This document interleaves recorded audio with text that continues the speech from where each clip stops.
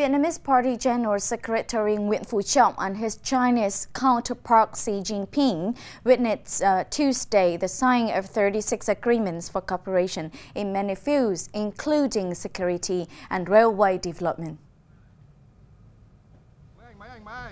In a dialogue at the headquarters of the Party's Central Committee in Hanoi, Party General Secretary Nguyễn Phú Trọng warmly welcomed his Chinese counterpart Xi Jinping and his spouse during their state visit to Vietnam from Tuesday to Wednesday. Following the high-level dialogue, the two leaders listened to the introduction of 36 agreement documents for cooperation on various fields, which have been signed between the two countries' ministries and localities. General Secretary Nguyễn Phú Trọng stressed that Xi's third visit to Vietnam as China's Party General Secretary and President happened as Vietnam and China commemorate their 15th anniversary of establishing their comprehensive strategic partnership, showing Xi's special affection for the two countries' friendly tradition, as well as the scale and good prospects of their bilateral relations. Mr. Nguyễn Phú Trọng believed the visit would be a new hallmark that brings the relations between the two parties and the two countries to new heights, satisfying the wishes and common interests of people from both countries for the sake of peace, cooperation and development of the region and the world.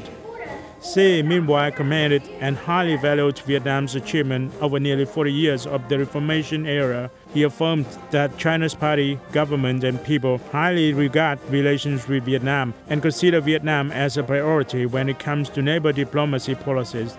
He affirmed that China supports a Vietnam with a prosperous development and happy people. The International Passenger Terminal of Danang International Airport was awarded the Welcome Chinese certification from the China Tourism Academy on December 11 for the service quality received by Chinese tourists. This comes following the terminal being given the highest class of the certification. Furthermore, it also became the first place in Southeast Asia to receive the Welcome Chinese certification. In order to receive the certification, the terminal had to meet a number of criteria such as flight information in Chinese, free Wi-Fi, a website in Chinese, a free hot water dispenser, the menus in Chinese. Most notably, all stores in the terminal must allow Union Pay and WeChat Pay payment method, as well as having tax refund counters. Fitch Ratings has upgraded Vietnam's long-term foreign currency issuer default rating to BB+ from BB with a stable outlook.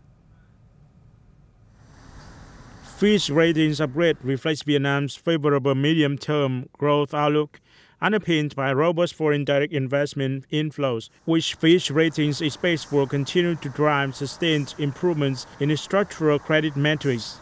According to Fitch Ratings, it has increasing confidence that near-term economic headwinds from property sector stresses, weak external demand, and delays in policy implementation owing to a corruption crackdown are unlikely to affect medium-term macroeconomic prospects and that policy buffers are sufficient to manage near-term risks.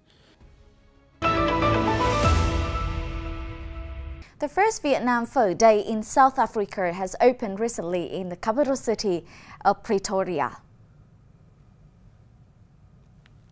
The event was one of the initiatives of the Vietnamese embassy in the Rainbow country, in coordination with Vietnamese representative agencies to spread the quintessence of Vietnamese cuisine to local and international friends. Diners had an opportunity to enjoy Vietnamese pho with beef and chicken, as well as learning about ingredients and how to cook the traditional dish.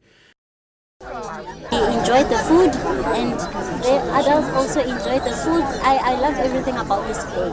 Thank you for inviting us. The Vietnamese is super good. The Vietnamese food is super good. I love that. Besides pho, traditional fried spring rolls, Vietnamese coffee, cakes, and confectionery products were introduced during the day. About 500 bowls of pho, 1,500 fried spring rolls, and instant Vietnamese coffee was served free of charge at the event. People in the central province of Thừa Thiên Huế were treated to a feast of light spectacle staged by French and Vietnamese artists at the Moon Gate in the imperial city of Huế on December 12th. The performance, named Huế by Light, the live show, was organized by the French Embassy in Vietnam in collaboration with the Institute of France in Vietnam and the Provincial People's Committee, utilizing the cutting-edge 3D mapping lighting technology with a light intensity of 300,000 lumens to cast mesmerizing 3D visual effects on Ngọ Môn. The 50-minute show spotlighted landscapes in 4 seasons, in the accompaniment by music by Vietnamese and French artists. Throughout the light display, the audience got a deeper insight into the blend of Vietnamese and French culture, unique Art Nouveau combined with traditional lacquer art of Vietnam, minimalism, and art decor. A multi-sensory interactive art exhibitions entitled Van Gogh Art Lighting Experience opened in Ho Chi Minh City on December 10th.